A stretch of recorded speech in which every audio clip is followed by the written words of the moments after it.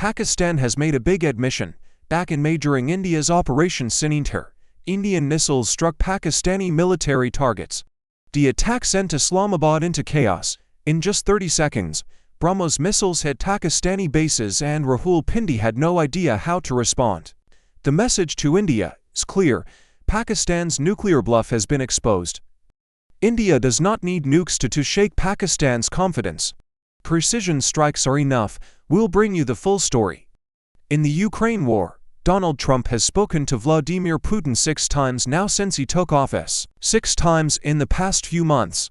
But still, there is no ceasefire or peace deal, no progress.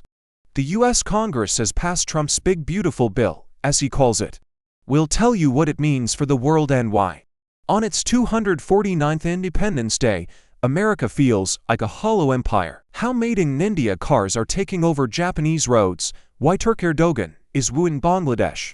How Thailand's search for a prime minister has turned into a game of musical chairs. Tech giants are cutting jobs to make room for AI, but AI is also creating new jobs. We'll tell you where, and how Dior is under fire for cultural theft after Prada. But first, as always, the headlines. In India, monsoons wreak havoc in the northern state of Himachal Pradesh. Heavy rains trigger cloud bursts, flash floods, and landslides. More than 60 people have died. Many are still missing. Hundreds of houses have been destroyed and several bridges have been washed away. A heavy rain alert has been issued for the entire state till Monday. India's External Affairs Minister is J. Shankar likely to visit China. He will attend the Foreign Ministers meeting of the SECO, the Shanghai Cooperation Organization.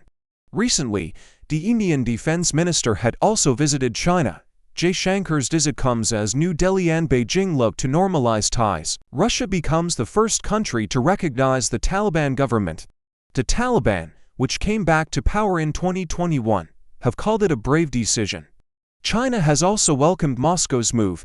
In April, Russia had removed the Taliban from its list of banned terrorist groups. Egypt slams what it calls Ethiopia's unilateral actions over the Nile Dam project. This is after Addis Ababa announced that the multi-billion-dollar project was now complete. It will be formally inaugurated in September. This is Africa's largest hydroelectric project. Ethiopia, Egypt, and the Sudan have been at loggerheads over it for years.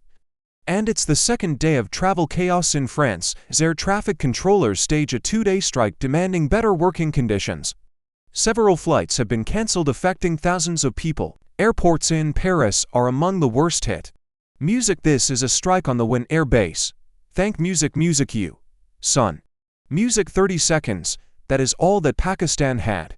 During Operation Ceasefire, India launched BrahMos missiles towards Pakistani bases, and in that moment, Islamabad went into chaos.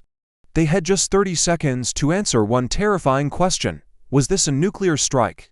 A top aide to Pakistan's prime minister has now admitted it, and he did so on live television. His name is Rana Sana. He was talking about India strikes on the Nur Khan air base in Pakistan. He described the fear, the utter confusion, and the paralysis. He said when the Indian browse came flying in, Pakistan had to choose fire back and risk a nuclear war or do nothing and wait. In the end, we all know that they did nothing. But those 30 seconds, they have exposed everything that Pakistan has been hiding. Islamabad may be claiming victory.